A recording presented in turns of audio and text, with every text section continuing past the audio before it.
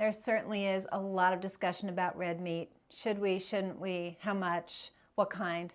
So by the end of this video, you will have all the answers. And I think it's very important. Here at Root Cause, we definitely like a strongly plant-forward diet. That doesn't mean it excludes all meat. So I think it's important to really understand what the research shows us. So there have been several good studies recently looking at quantity of red meat. And this has been supported by the World Cancer Research, Epic Oxford. This particular study that I'm going to tell you about was in the journal Nutrients. It was out of Alberta, Canada, and just 2 years ago, 2021. So what they looked at was a couple of things. They really wanted to look at the correlation between red meat and increasing your risk of heart disease and cancer. So good afternoon, hi. And so when people say hello, I'm going to acknowledge, or when they ask a question. So yeah, so they're looking at red meat, the risk for heart disease, the risk for cancer, so that's critical. And how, it was good because the study said, well, we don't just eat one kind of food. We have mixed meals. So why don't we look at red meat that's unprocessed, red meat that's processed, and then also low level and then high level of fruits and vegetables. Okay, so that of course includes a lot of fiber. And what did that look like? And I think it's really fascinating. So the first thing, just let's get the bad news out of the way, and that is that processed red meat, so that's your bacon and your salami and your pastrami, anything that's cured, salted, etc. It didn't matter how many fruits and vegetables you ate. So even if you were in the high group of fruits and vegetables, it was not ameliorated. It didn't make any change in your risk profile for heart disease and cancer. So that's the bad news on the processed meat. But we already know that processed meats have a risk for cancer. So that's not surprising information. But maybe the fact that it wasn't at all swayed by a diet high in fruits and vegetables might be, surprising. So that out of the way. Now let's look at unprocessed red meat. And how much? So what they looked at was 500 grams per week.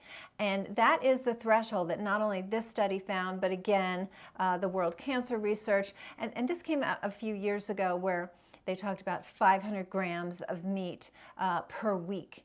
And so, of course, you want to know what that is. Now, if that 500 grams was associated with low amounts of fruits and vegetables, then you still had an increased risk of heart disease and cancer. And it was almost 2 times, 1.8 times in the average person they were looking at. So as they followed them up for risk of cancer, heart disease. So a pretty high risk increase when you were in that low fruit and vegetable category. But what about if you were in the high? And what is low? Less than 3 servings, which unfortunately is what the average American eats. We're recommended 7 to 9 servings, so that was the high category. But in the low category, it was what unfortunately the typical American eats, which is less than 3 servings per day. So we want to then say, okay, so at what level of red meat were we okay? And that was that 500 gram or less category. So, and this is 500 grams per week, okay? So not to confuse you. We're looking at 500 grams per week. Now, if we divide 500 grams, we want to have some beef every single day.